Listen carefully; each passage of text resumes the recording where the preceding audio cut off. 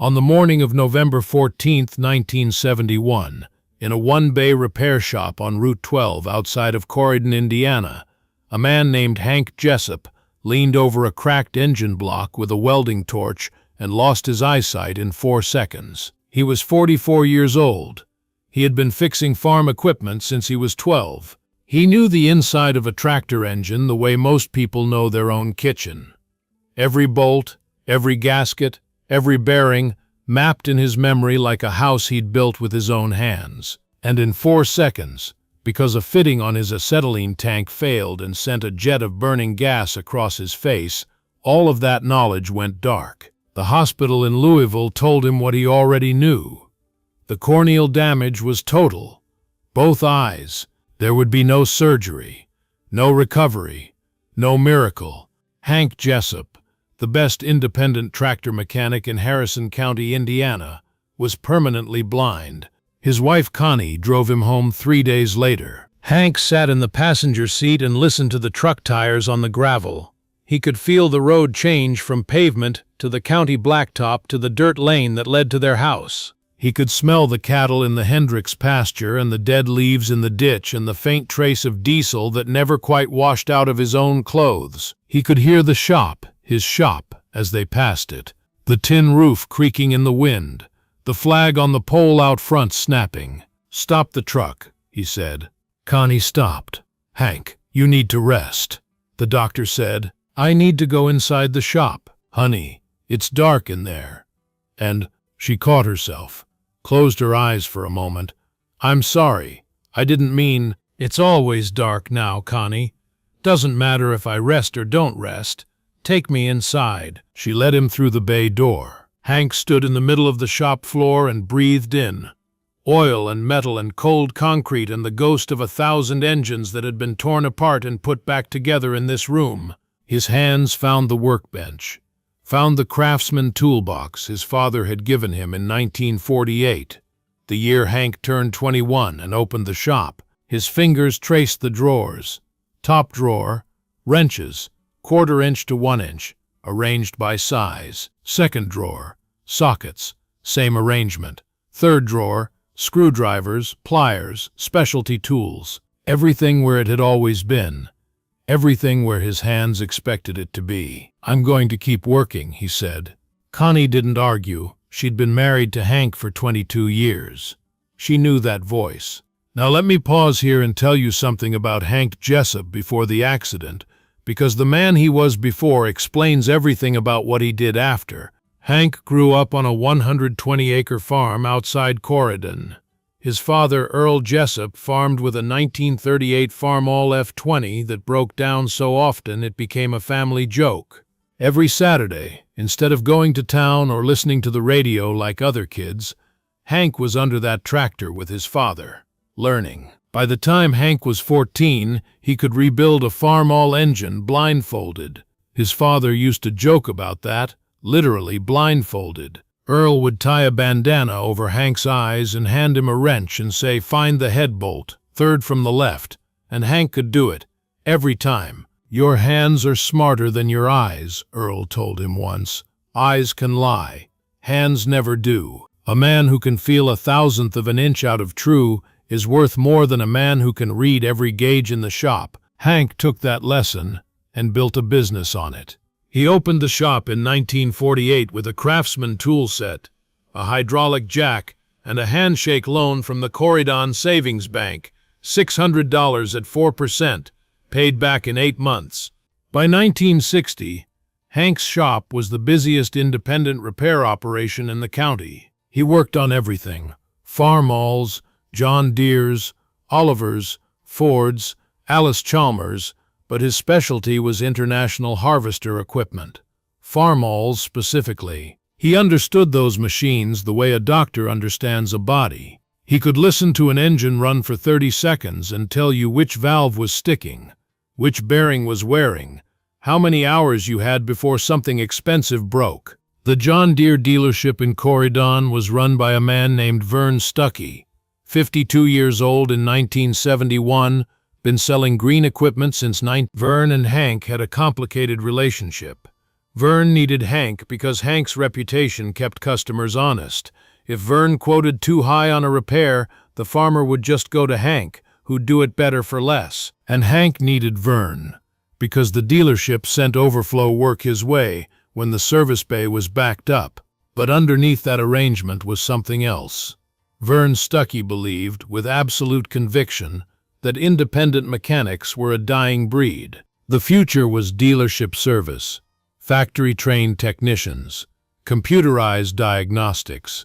The days of a man with a wrench and a good ear were numbered. When Hank lost his eyesight, Vern saw an opportunity. 3 weeks after the accident, Vern drove out to Hank's house, brought a casserole. Connie noted it was store-bought, and sat at the kitchen table with a proposal. "Hank, I'm going to be straight with you. You've had a terrible thing happen. Nobody deserves it. But we both know you can't run that shop anymore. A blind man can't fix tractors. It's not an insult, it's a fact. You can't see what you're working on." Hank sat across the table, his scarred eyes hidden behind dark glasses he'd taken to wearing, his hands wrapped around a coffee cup. "I can feel what I'm working on." "Come on, Hank. Be realistic. What happens when you drop a bolt into the engine? How do you find it? What happens when you need to read a torque spec? How do you check your work? How do you even walk across the shop without tripping over a jack stand?" "I've been in that shop 23 years, Vern. I could walk it in my sleep." "In your sleep isn't the same as blind." Hank's jaw tightened. Connie put her hand on his arm. Vern leaned forward. "Here's what I'm proposing. I'll buy your shop. The building, the tools, the customer list. $15,000. Fair price. You take that money, put it with whatever disability pays, and you and Connie live comfortable. You've earned it." Let me break down those numbers, because this is where you need to understand what Vern was really offering. $15,000 in 1971 was roughly equivalent to a decent annual income. Hank's shop, the building, the land, the equipment, the 2 decades of goodwill was worth at least $30,000, maybe more. Vern wasn't offering a fair price.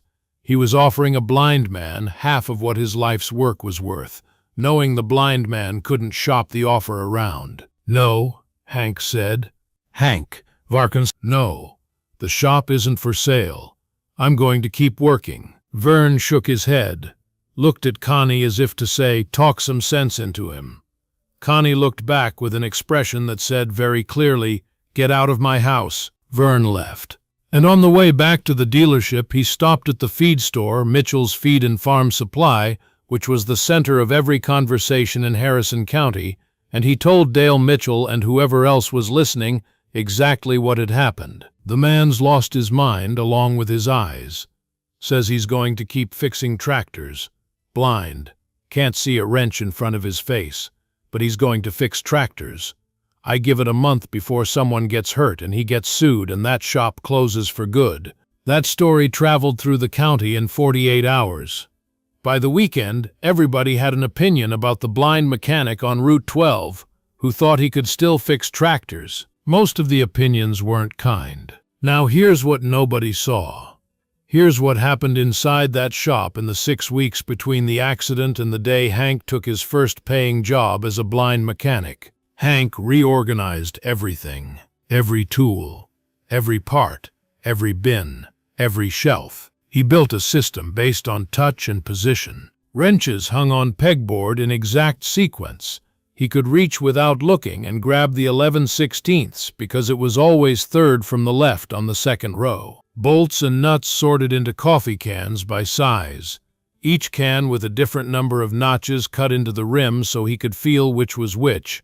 Floor paths cleared and memorized.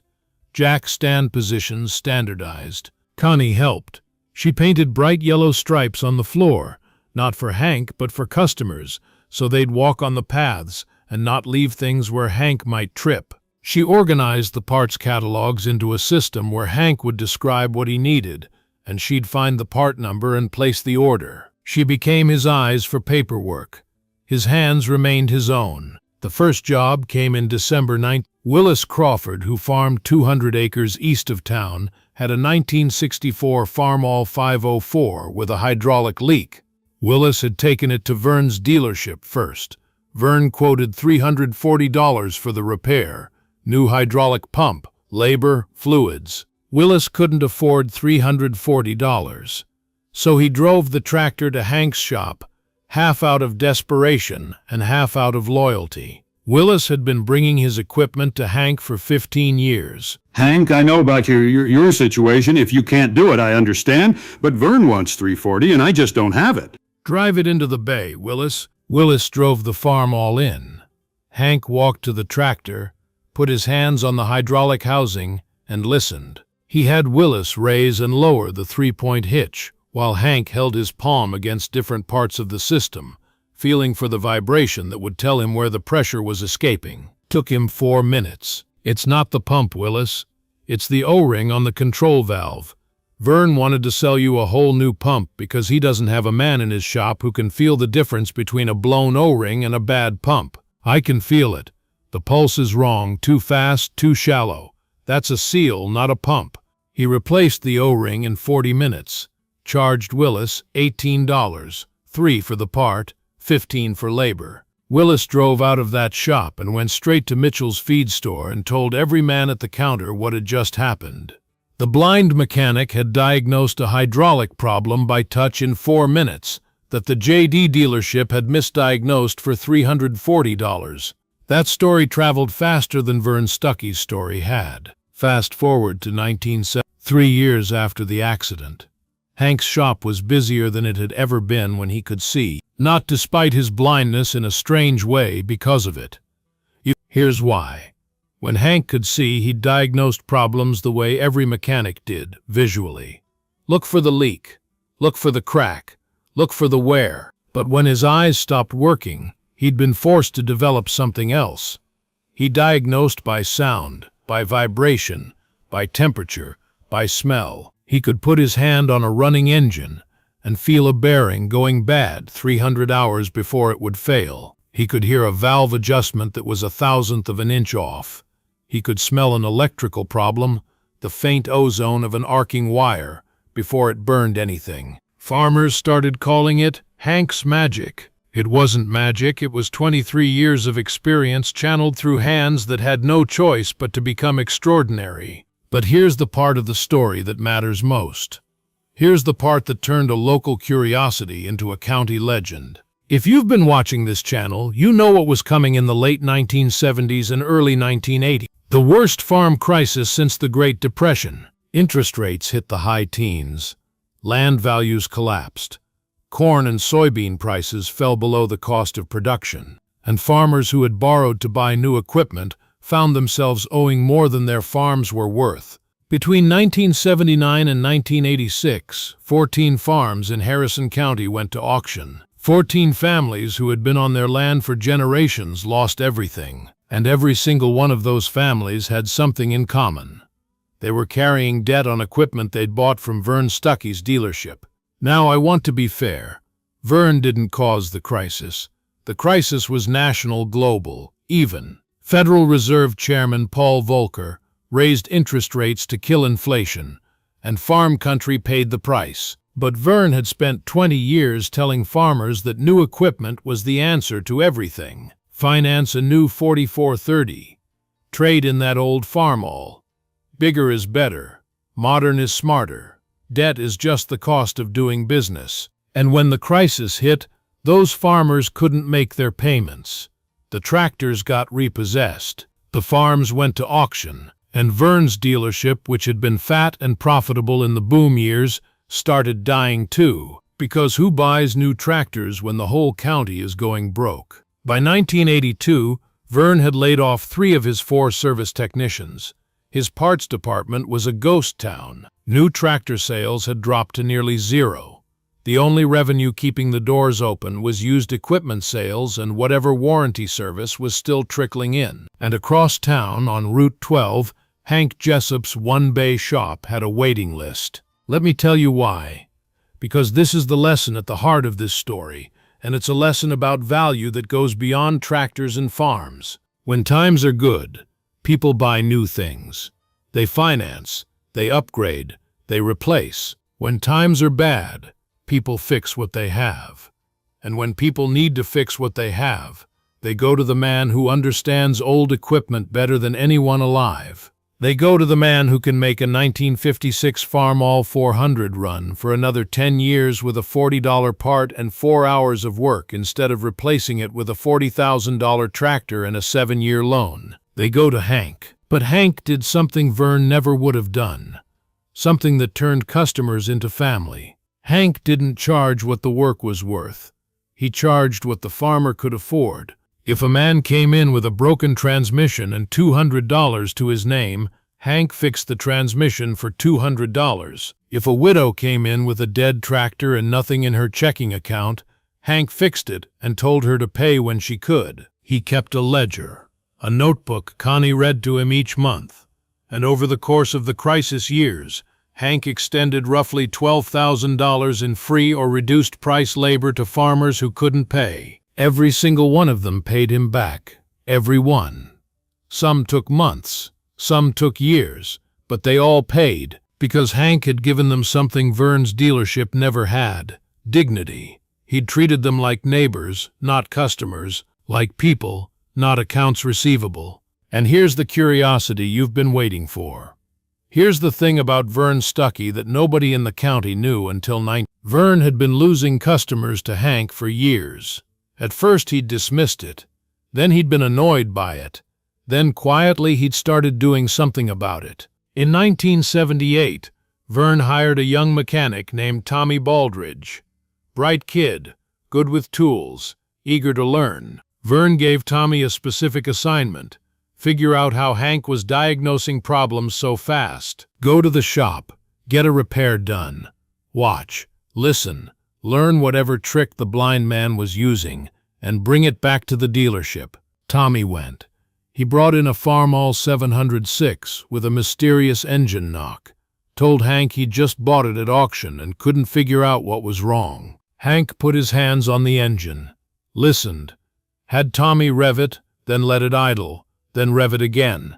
Then Hank walked to the right side of the engine, placed his palm on the valve cover, and held it there for 30 seconds. "Number 3 exhaust valve," Hank said. "Seat's burned. You can feel it in the cover. There's a vibration pattern that's different from the others, like a heartbeat that skips. Hear it?" Tommy couldn't hear it, couldn't feel it, had no idea what Hank was talking about. "Mr. Jessup, how do you know it's number 3 and not number 4 or 5? Hank smiled. It was the first genuine smile Tommy had seen on the blind man's face. "Because I've felt every valve on every farm, all built between 1939 and 1971. My hands know what right feels like. When something's wrong, it feels different, like reading Braille, except the language is engines." Tommy went back to the dealership and told Vern what he'd seen. Vern's response was immediate. "That's not a trick. That's 30 years of experience we can't replicate. Forget it. Just push the new equipment harder." But Tommy didn't forget it. Tommy Baldridge went back to Hank's shop the next week, and the week after that.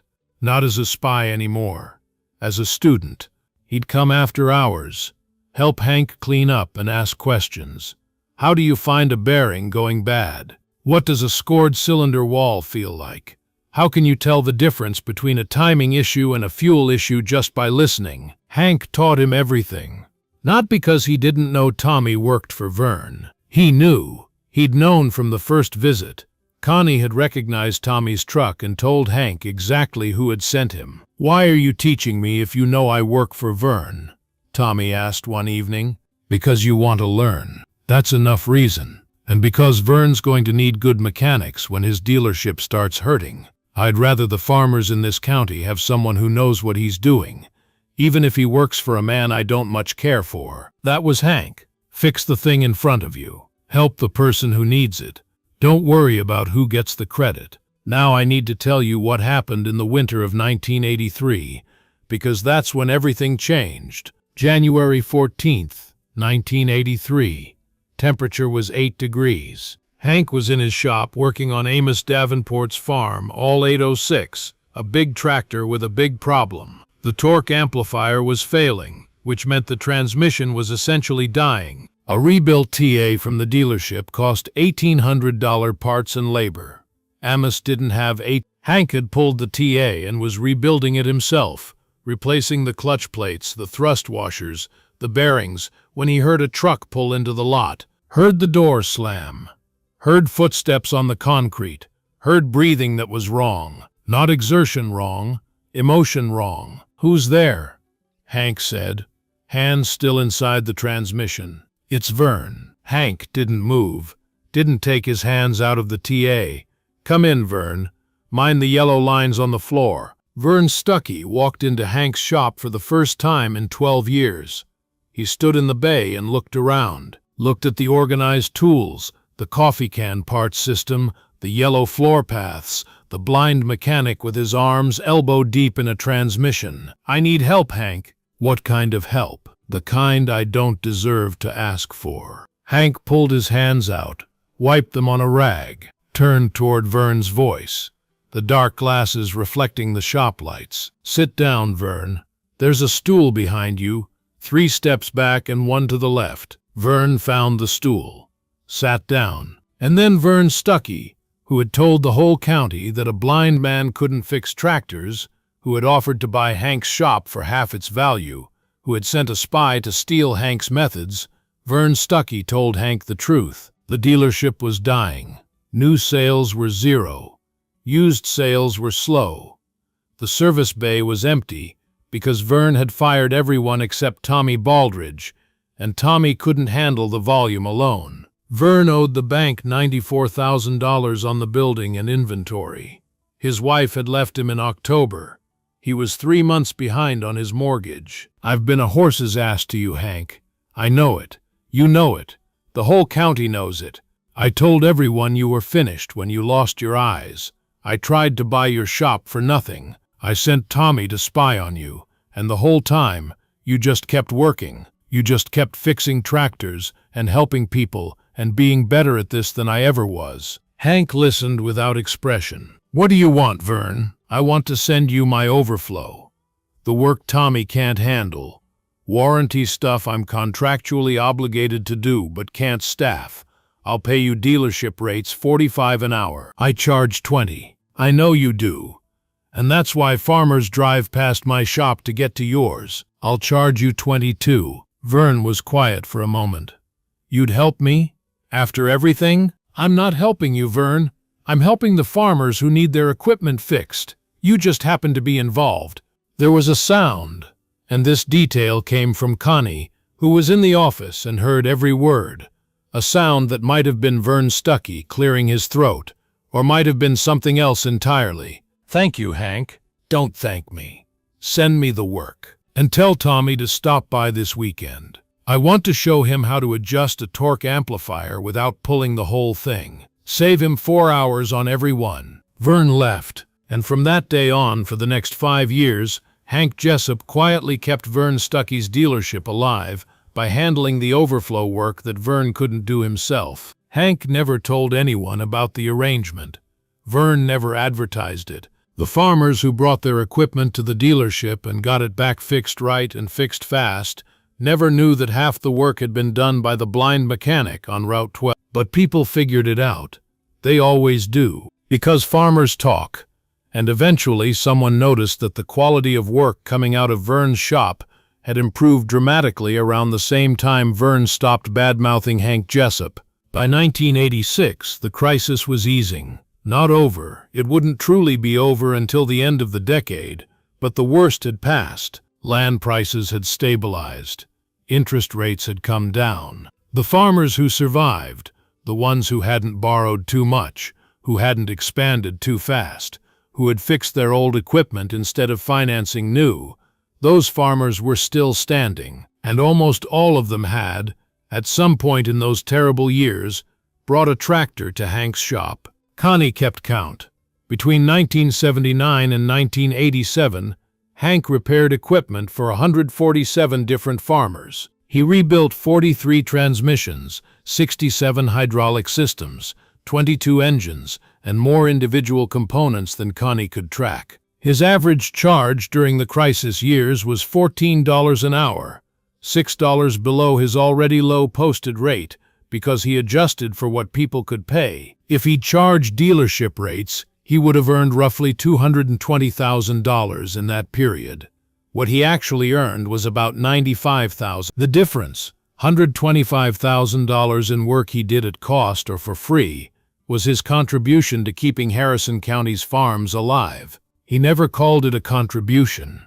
He called it work. In 1988, the Indiana Farm Bureau invited Hank to receive their Distinguished Service Award at the annual meeting in Indianapolis. Hank didn't want to go. Connie made him. He stood on a stage in front of 400 farmers, a blind man in clean coveralls with his dark glasses and his calloused hands, and he said this: "I've been asked to talk about what I did during the crisis. I fixed tractors. That's what I do. I fixed them before the crisis, and I fixed them during the crisis, and I'll fix them after the crisis until my hands don't work anymore." People make a big deal about the blind part. I don't. My eyes stopped working in everything else kept working. My hands, my ears, my memory, the things that actually fix tractors, never needed eyes in the first place. He paused. The room was silent. The John Deere dealer told me I was finished when I lost my sight. Said a blind man can't fix tractors. He was wrong about that, but I'll tell you what he was right about. A blind man can't see what's coming. I didn't see the crisis coming. Nobody did. But here's what I learned. You don't need to see what's coming if you're already prepared for it. I was prepared because I had no debt, low overhead, and 30 years of experience in my hands. That's all the preparation anyone needs. He got a standing ovation. 400 farmers on their feet, applauding a blind man who had kept their county alive by doing the only thing he knew how to do. Vern Stuckey was in the audience, third row. He stood and applauded with everyone else. And after the ceremony, he went to Hank and said something that nobody else heard.